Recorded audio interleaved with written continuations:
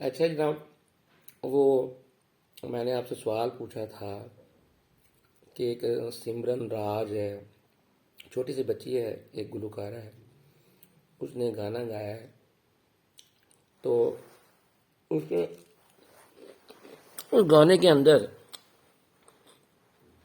ایک لفظ اس نے استعمال کیا ہے،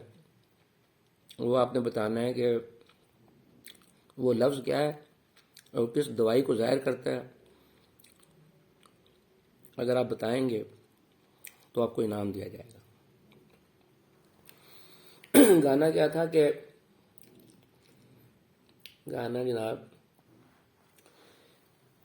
مینوں سونے دیاں ڈنڈیاں لیا دے، مینوں سونے دیاں ڈنڈیاں لیا دے تے کناں وچ پا دے، میں تیرے قربان سونیا، میں تیرے قربان سونیا، مینوں سونے دیاں ڈنڈیاں لیا دے۔ ریشمی پراندہ مینوں لے دے کھٹے رنگ دا، خسا تلے دار مایا لے دے مینوں چنگ دا، ریشمی پراندہ مینوں لے دے کھٹے رنگ دا، خسا تلے دار مایا لے دے مینوں چنگ دا، نالے پھلاں والی کڑائی سوا دے،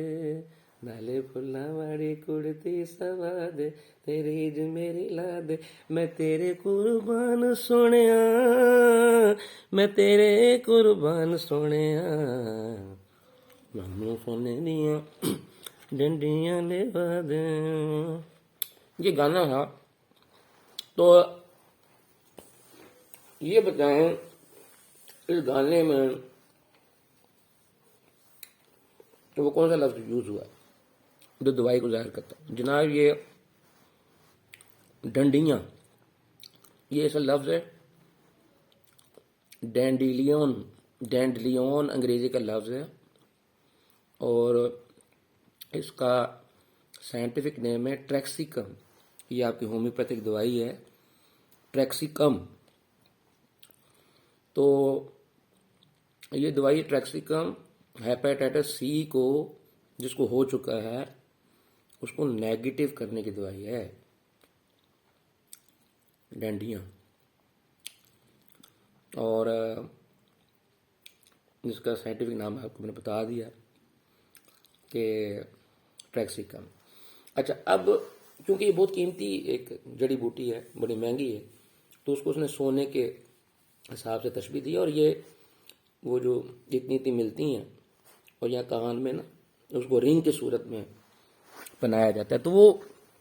سمرن کہہ رہی ہے کہ مینوں سونے دیاں ڈنڈیاں لیا دے، مینوں سونے دیاں ڈنڈیاں لیا دے تے کناں وچ پا دے، میں تیرے قربان سونیا، میں تیرے قربان سونیا،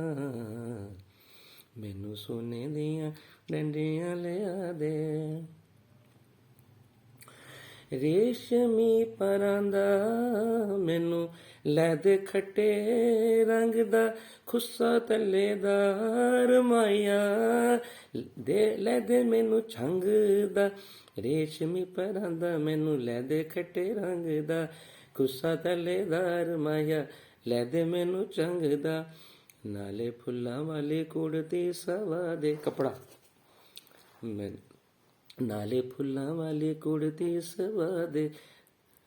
تیری ج میری لا دے، میں تیرے قربان سونیا، میں تیرے قربان سونیا،